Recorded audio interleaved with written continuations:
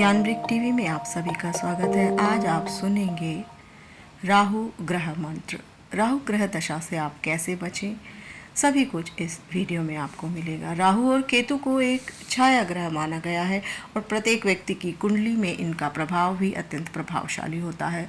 राहु कन्या राशि का स्वामी ग्रह है। मिथुन राशि में राहु उच्च का होता है, लेकिन धनु राशि में राहु नीच का होता है। राहु एक ऐसा मंत्र है जिससे अचानक धन लाभ मिलता है। बस आपको करना है इन नियमों का पालन। राहु को भले ही क्रूर ग्रह माना जाता है, लेकिन इसकी कृपा से जीवन के कई कष्ट भी दूर हो सकते हैं। राहु को भ्रम, अचानक से होने वाले हानि, लाभ, शेयर मार्केट आदि का कारक भी माना जाता है। अगर आप राहु को प्रसन्न कर लेते हैं तो धन धान्य की भी आपको प्राप्ति होती है। राहु को प्रसन्न करने के लिए आप मंत्रों का जाप कर सकते हैं। शास्त्रों की माने तो मंत्र अचानक से धन लाभ दिलाने में सहायक होते हैं और इनसे जुड़े नियमों का पालन आपको करना चाहिए। राहु की अपनी विशेषता है। यदि यह किसी के जीवन में शुभ स्थान पर है तो उसके जीवन में सफलता, लग्जरी, कई सुखद परिणाम देता है। ज्योतिष में राहु को छाया ग्रह कहा गया है। छाया यानी उसका कोई भौतिक फिजिकल रूप नहीं है, बस इसका असर देखने को मिलता है। ज्योतिष की माने तो जातक के पिछले जन्म के कर्म के अनुसार और वर्तमान के कर्म ही उसकी कुंडली में राहु की स्थिति बताते हैं। अगर उसने अच्छे कर्म किए हैं तो राहु की स्थिति अच्छी होगी और उसके जीवन में सभी घटनाएं सुखद होंगी। अब प्रश्न होता है कि राहु की साधना किसको करनी चाहिए। जिनके जीवन में शारीरिक कष्ट, एक्सीडेंट, कर्ज चढ़ना, पागलपन, कोर्ट केस, झूठी बदनामी, जेल जाना, जलना, नशा करना, दिवालिया होना, मेहनत करने पर भी सफलता न मिलना, धन की हानि होना, ज़मीन जायदाद की लड़ाई होना, शत्रुओं से नुकसान, चोरी होना या खुद चोरी कर लेना, पैसे को लेकर लड़ाई झगड़ा करना और कहीं पर आपका पैसा फंस गया है, समय पर काम नहीं हो रहे हैं, घर में हमेशा कलेश बने रहता है, पारिवारिक झगड़े हो रहे हैं, विवाह नहीं हो रहे हैं, संतान को कष्ट है, संतान प्राप्ति ही नहीं हो रही है, आर्थिक तंगी, नौकरी न लगना, प्रमोशन न होना, ये सब कार्य राहु के प्रभाव के कारण होते हैं। यदि आपके जीवन में भी इसी तरह की कोई भी समस्या है तो हो सकता है कहीं ना कहीं राहु ग्रह आपको अशुभ फल दे रहा है। राहु ग्रह के अशुभ फल से बचने के लिए अन्य बहुत से उपाय हैं, लेकिन सभी उपायों में मंत्र का उपाय सबसे अच्छा माना जाता है। इन मंत्रों से कोई नुकसान भी नहीं होता और राहु के ग्रह के बुरे प्रभाव से आसानी से बचा जा सकता है, जिसका प्रभाव भी शीघ्र ही देखने को मिलता है। रत्न विज्ञान की माने तो राहु ग्रह का रत्न जो है गोमेद है। बुधवार के दिन शाम को 7:15 रत्ती का गोमेद रत्न दाहिने हाथ की मध्यमा उंगली में यानी बीच की उंगली में चांदी की अंगूठी में बनवा कर धारण करना चाहिए और आप इसके लिए किसी पंडित से भी परामर्श कर सकते हैं। साधना विधान, आप किसी भी शनिवार या बुधवार से इसका प्रारंभ कर सकते हैं। आपको रात्रि के 7:30 बजे से 10:30 के बीच में कोई भी समय चुन लेना है, उस समय ये मंत्र साधना करनी है।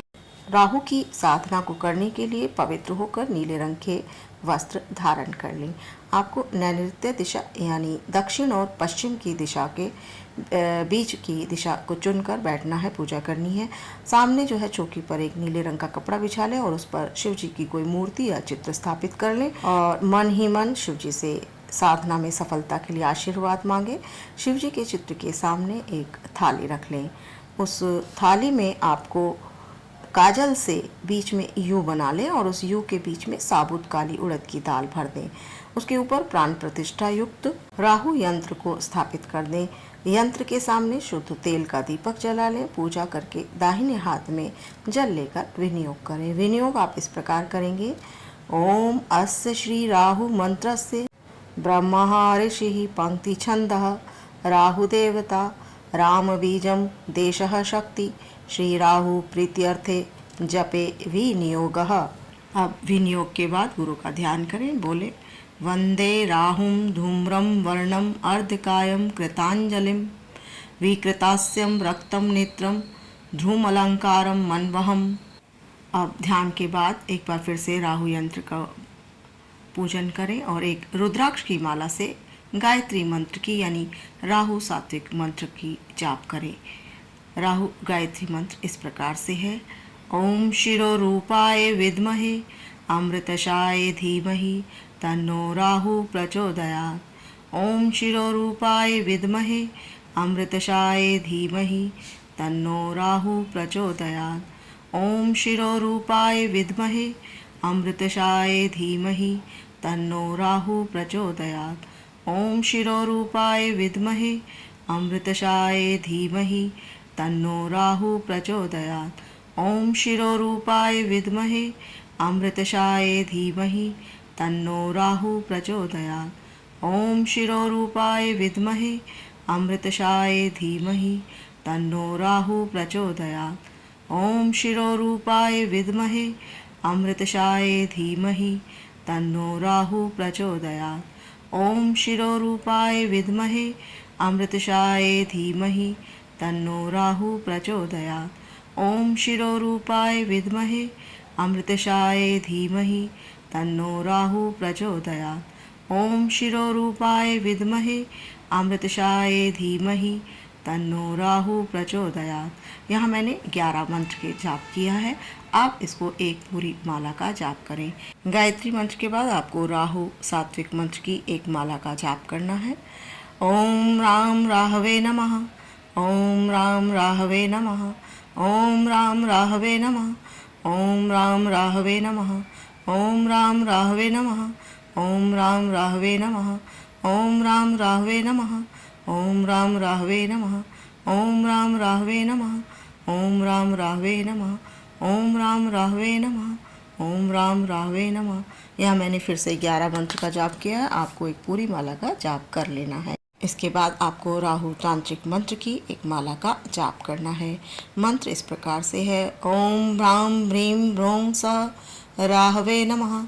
ओम भ्राम ह्रीं भ्रौं सः राहवे नमः।